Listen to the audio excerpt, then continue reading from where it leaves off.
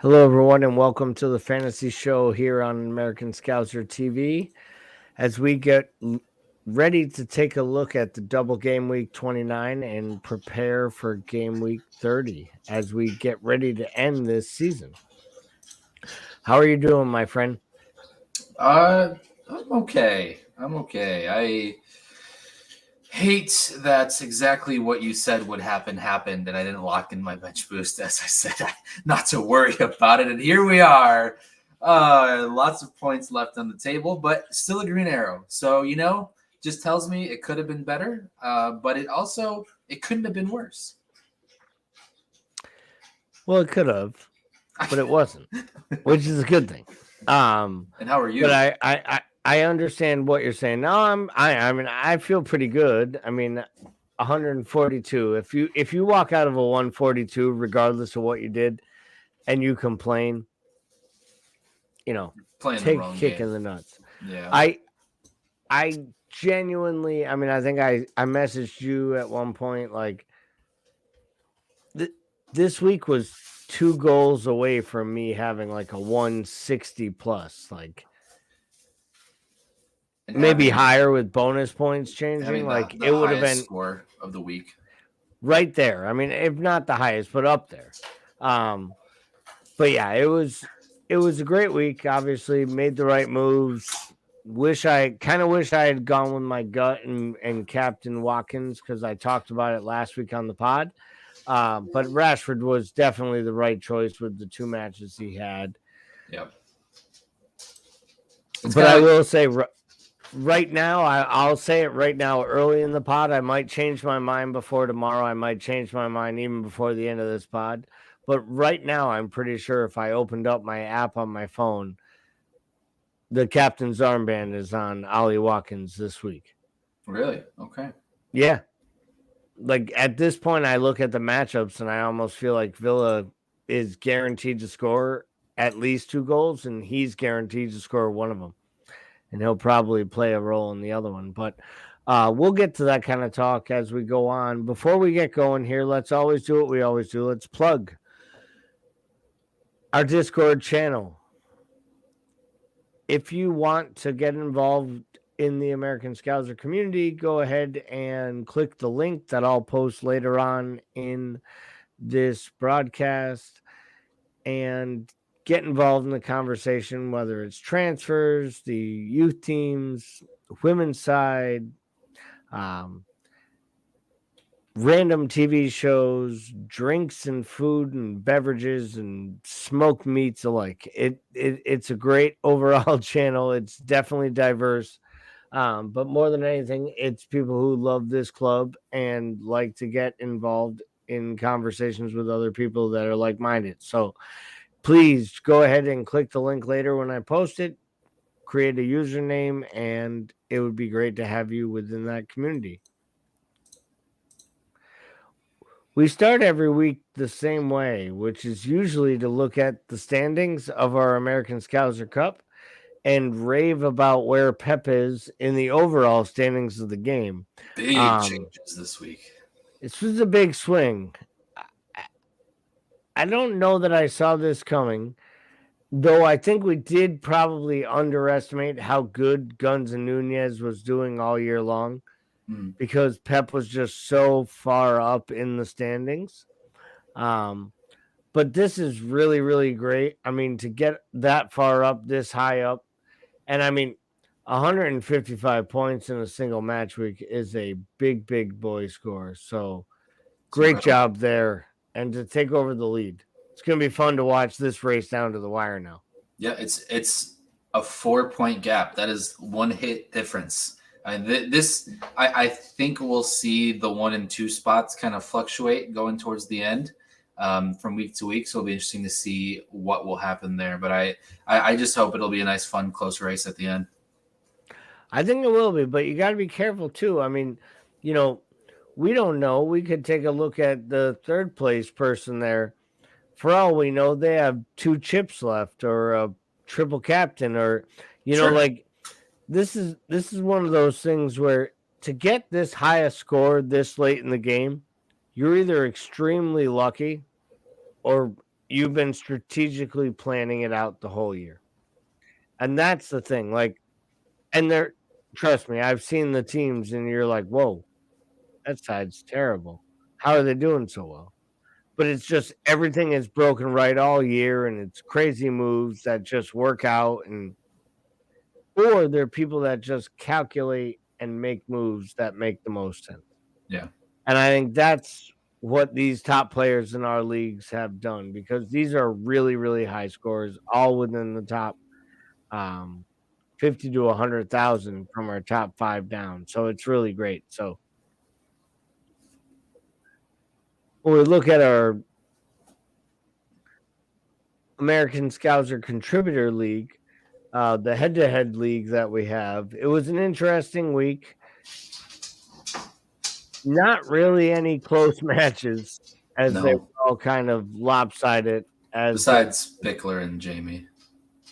Well, yeah, and I felt like in that one, it was just the inevitable Bickler would just get the loss just on some random. I'm sure it's some stuff at the end that probably dropped that thing and swung it.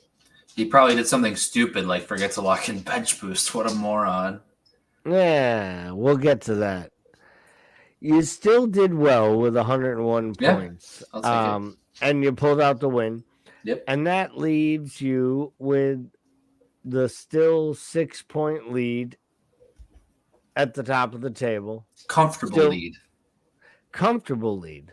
That's what I'm going to say. It's a comfortable lead. I mean, it's comfortable. It just means you're going to end up with whatever that playoff scenario gives you. It would give me Kazi, wouldn't it? Or do I get a bye? Maybe I get a bye. Oh, no. Oh, no. Kazi, a bunch of teams get eliminated. I think it's only like, it might be 8 that make it. Oh, okay. Gotcha. Okay. Because I think it's only the last 3 weeks that we have the tournament. Shows exactly how much I paid attention when I put the league together, that I'm not exactly 100% sure how the playoffs work. But I do know that you have to play all season, and then they seed you, and only a certain amount of teams make it. It isn't all the teams. Okay. Makes sense. The fact that it blew my mind, the fact that VJ wasn't last. And I felt like that was like a great, great accomplishment in itself. After half the season I spent talking about that score and how hard it was to maintain a score around that level.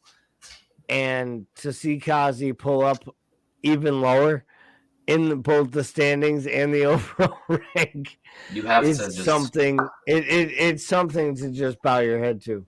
I'm a big fan of it, and I still think he might have more starters in the Premier League right now on his roster than Temujin. You would hope, at least. So if we take a look here at the kind of high team from last week, the top team, how many of these players did you have in your side?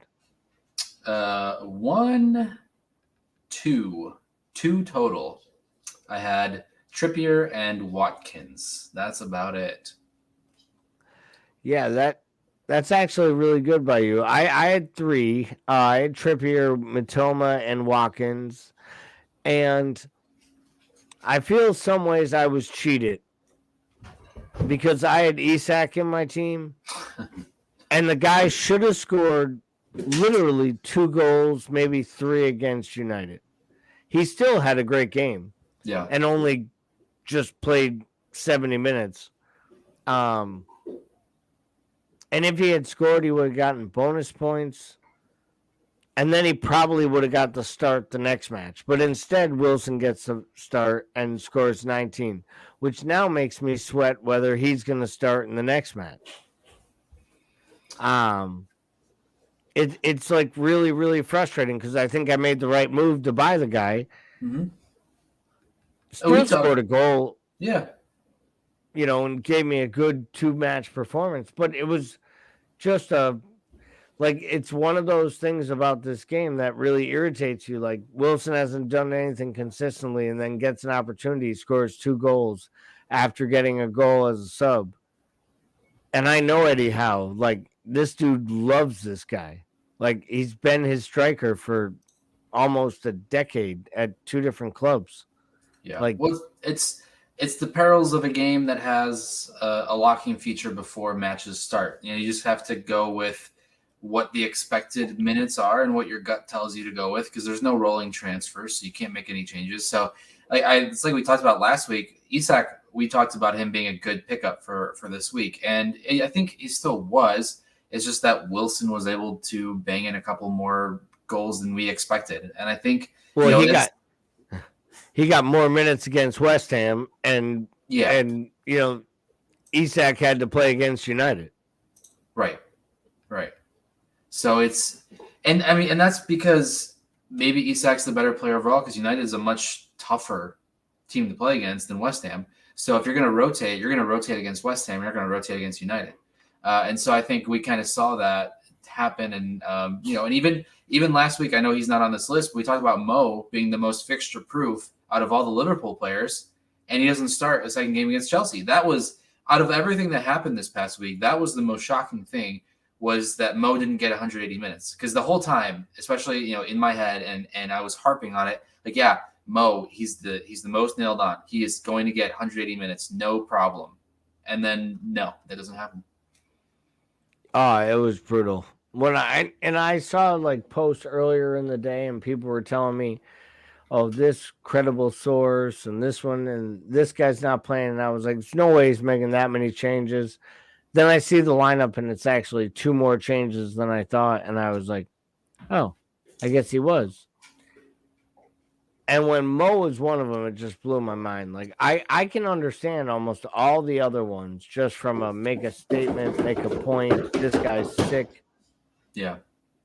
The idea that he sat his best offensive player to start a match, they had to score goals to win. I mean, maybe the guy's been that bad in training and also hasn't really been good in match, so he felt like he had to, but from a fantasy standpoint, it did feel like a kick swiftly in the groin. If we take a look at the transfers in this match week, what here jumps out at you? What surprises you?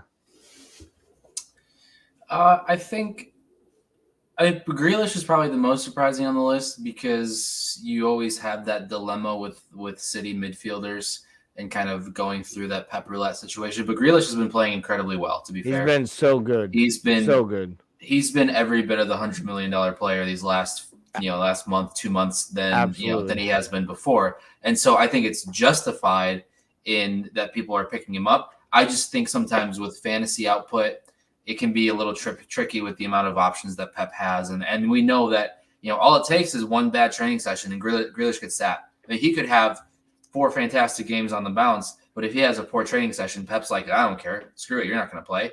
Whereas other managers, they feel like they owe the players who had a good match the week before to give them the next start. Pep doesn't care about any of that. He goes week to week. And if someone isn't doing what he wants to do in training or whatever the case, then they're not going to start.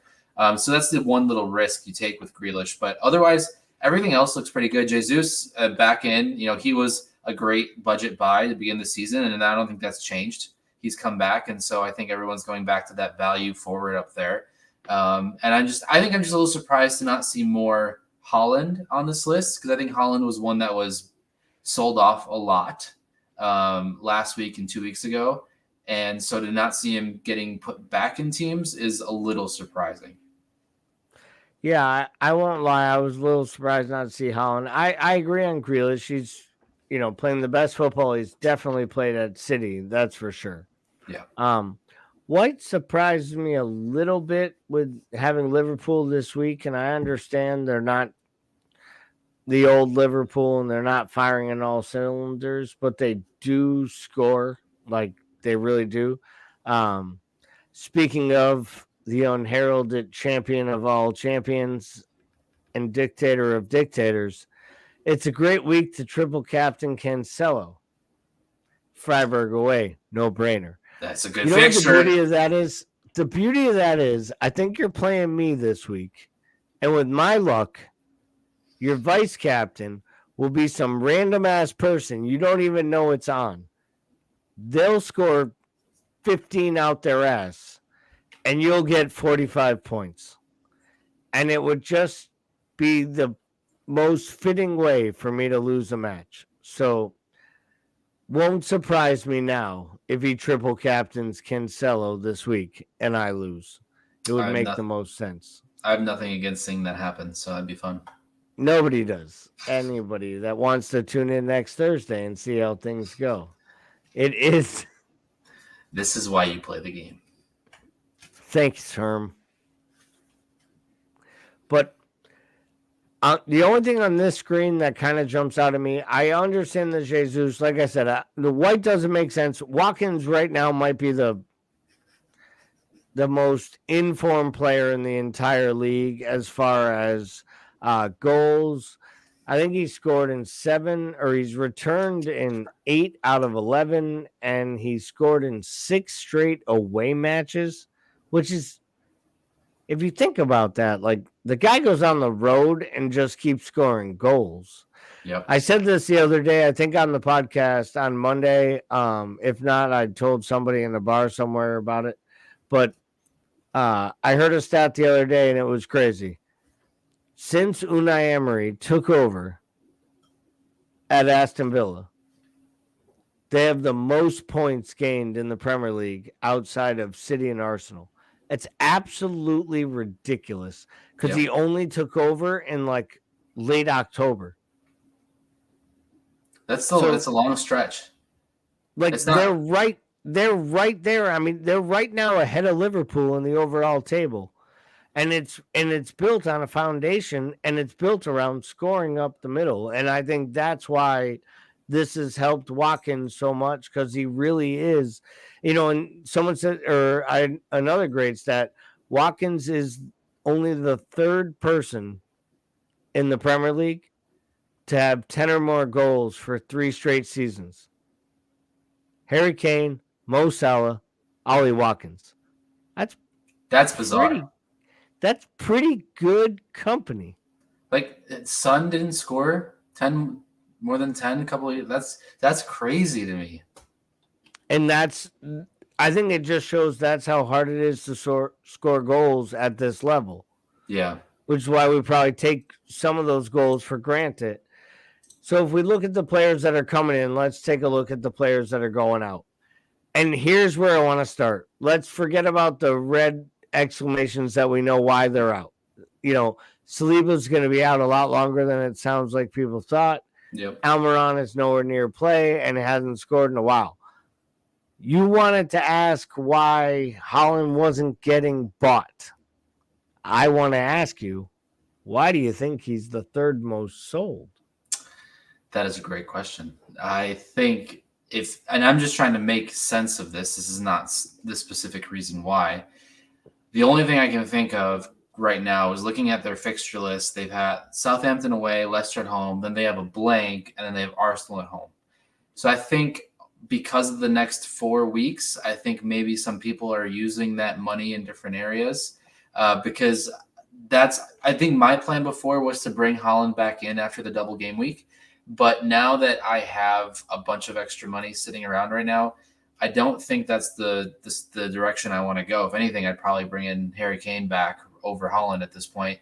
I know, and some people might just be worried about potential injury, just him sitting more time than they would expect him to. And, if you don't want to pump in all that money to someone who's going to be sitting, then, use it elsewhere. So I think those 2 things coupled together are my only things why I would think that he is being sold out so much. Yeah, I'm a little baffled at him being this high on the list. I could see him appearing on the list, which would still kind of surprise me because he's such a great, points threat on all levels from a fantasy perspective. I do think that there is a little bit of an injury, and I think there's a big rotation risk. Because I think that at some points, and we've seen this before, this is where Pep could just be like, well, they went out and they played really well last weekend, and Alvarez led the line, and these guys played this way, and De Bruyne did this, and we're just going to do that again, and you're going to sit on the bench. Yeah. Like, you'll get back in, but it's not now.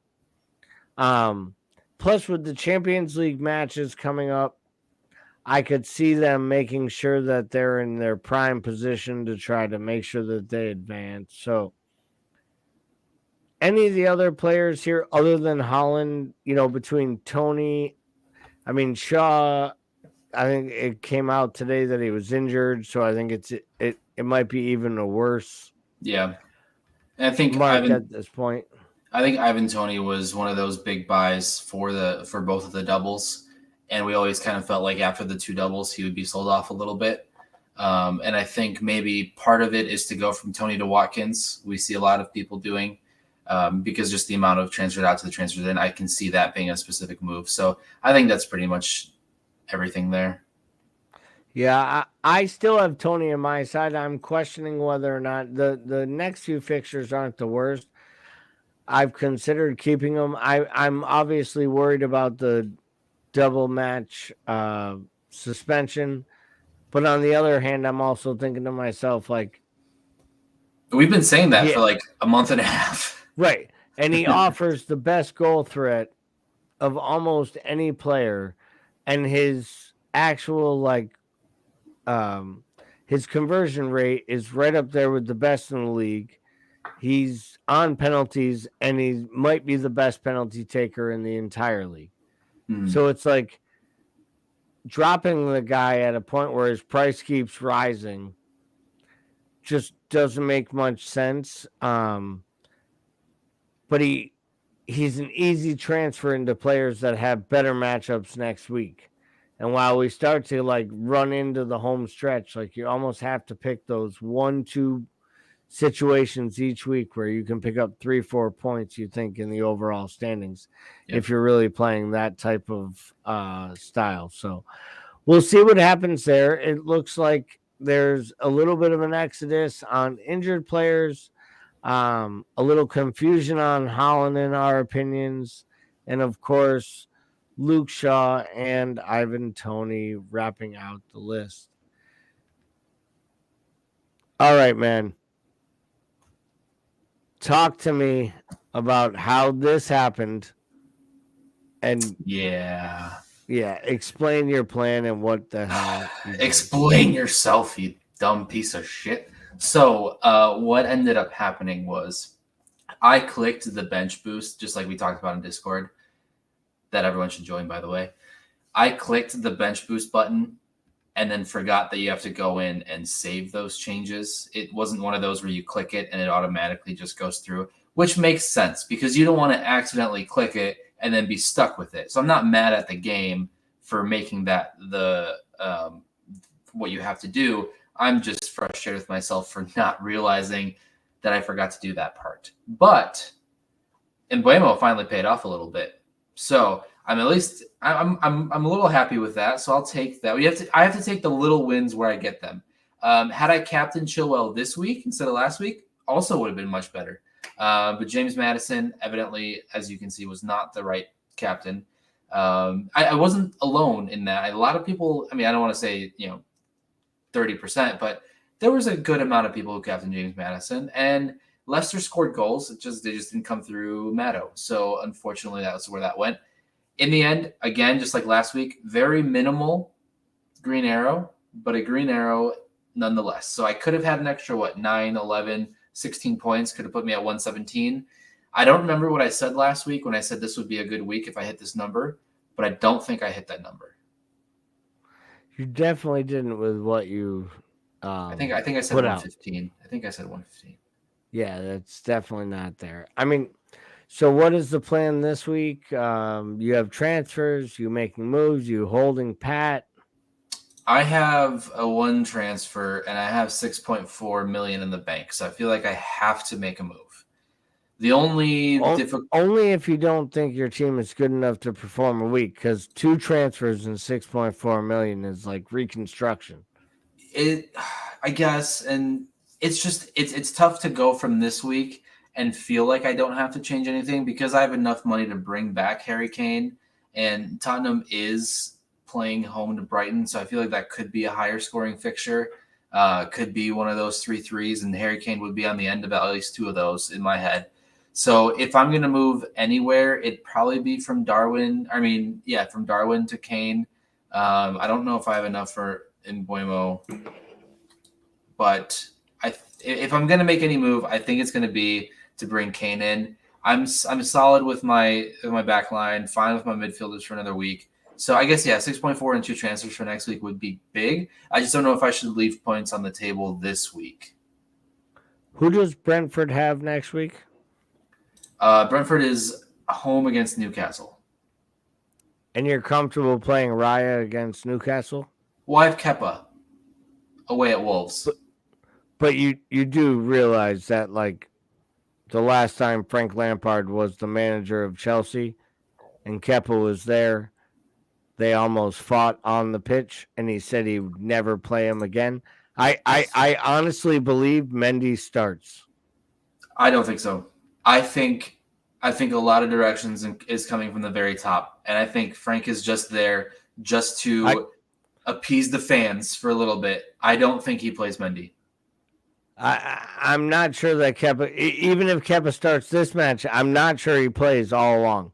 Like, he's going to make changes. As long as he plays this week, that's fine. I always joke, the first thing you can guarantee is Mason Mount immediately becomes the first player on the team sheet. Because it's been Frank's MO since he became a manager at Derby, was Mason Mount is the first name. And if you do that, everything works. And Chelsea decided it was the only thing Frank did right his whole time leading up to getting fired at Chelsea, was basically showing them that Mason Mount was the best player they'd produced in a long, long time. And they're so stupid as a club, they're going to let him leave. And it just makes me smile. And I hope you're wearing that next year. Can only hope. But I don't think Mendy comes in this week, and that's fine. If I can just kind of stay afloat this week, I can then move next week into wherever I want to go. I am with you, so don't think like I'm rooting for it, but I'm nervous. Oh, well, yeah. I mean, you're in the same boat, though.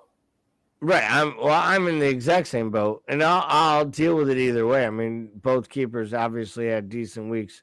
Yeah. It was a great week. You know, I hit the bench boost. I had all the points.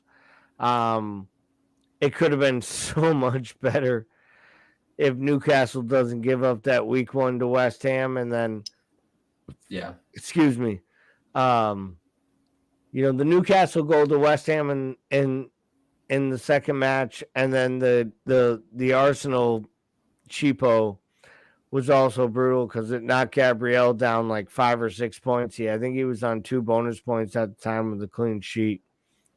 So those are both big, and obviously, dropping starts from Salah, Saka, and Isak that I thought I'd get to pull a 142 is pretty ridiculous. Still great without a hit. Yeah. So I'm not going to complain. Really happy Rashford got the goal because I did take the captaincy off of Watkins, which would have been one of the great swing differentials. But overall, really, really happy. Have a transfer this week. Don't really need to make it, to be honest. I think I can compete both in mini leagues and in the overall game, cup games, everything. Might do it. I'm gonna hold out and keep looking at it. If I made any moves right now, at some point I'm gonna move off a Brighton player. I haven't decided which one. It's hard. I thought about maybe a midfielder this week because when I started my team, I didn't have one of them. I think either McAllister or Matoma was my first bench, which made me almost think maybe I should move off them. But that would be decreasing roster value, and that would be awkward because just a lateral move that doesn't add anything at this point. Correct. So I don't know. I may roll it over. We're gonna see. It's gonna be interesting. I'm really trying to build a team that can compete. I think I told you, like, at this point, because of the moves I made last week, I don't think I'll need to free hit in blank 32. Yeah. So if I can field a full team in 32, it should allow me to free hit in whichever of the double game weeks is the best of all, which allows me to basically set what should be the best roster for that weekend. Whether it works or not, who the hell knows? But having that chip in my pocket makes me really know like I can attack this pretty strongly if I manage my transfers. And I think the number one thing there is I need to make sure I don't take another hit all year. Because last weekend, like a 4-point hit was like a 70,000 point or 70,000 place drop. It was like one of the largest in a long time because so many people took hits. Everyone was dropping. And they're the crazy people that take the 3, 4, 5, 6, 7 hits and they just screw the algorithm. But the overall hit was actually dropping people like a really, really large level. So I think that's a big point to pay attention to as well. So I think with this week with me, my biggest struggle is I'm not really sure what to do with like Gabrielle. There's part of me that thinks like, oh, you play him against Liverpool, they might get a clean sheet. Then again, I think about it at home, Liverpool scores goals, like usually at least one against everybody. I already have Salah. Like, am I really gonna like? Do I bench him? But that's a big amount of money on the bench. Right. Don't really love everybody else, even though Newcastle has a good. I think it's Forest at home, so that's a really good opportunity for them. So it's just going to be an interesting match week for me if I don't make transfers. Newcastle is Brentford away.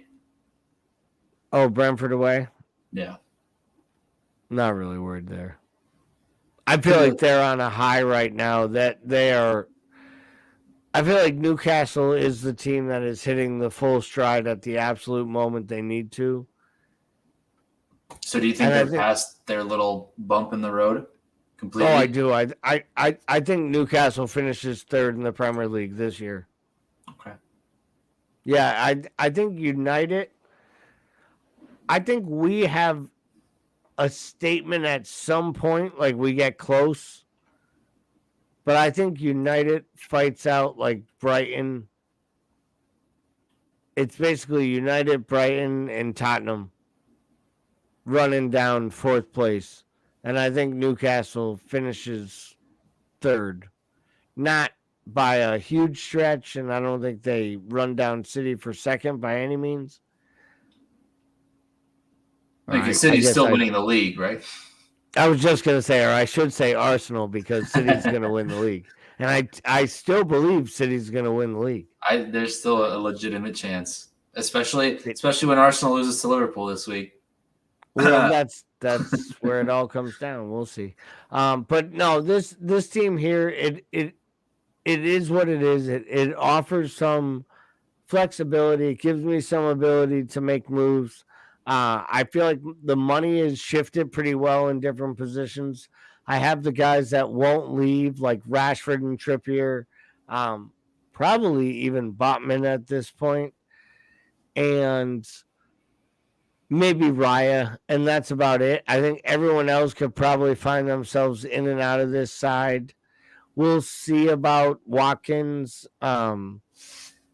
At this point, there'd be no reason to move him until he stops banging in the ball every week or even just running into it randomly in the penalty area and watching it fall into the left-hand corner.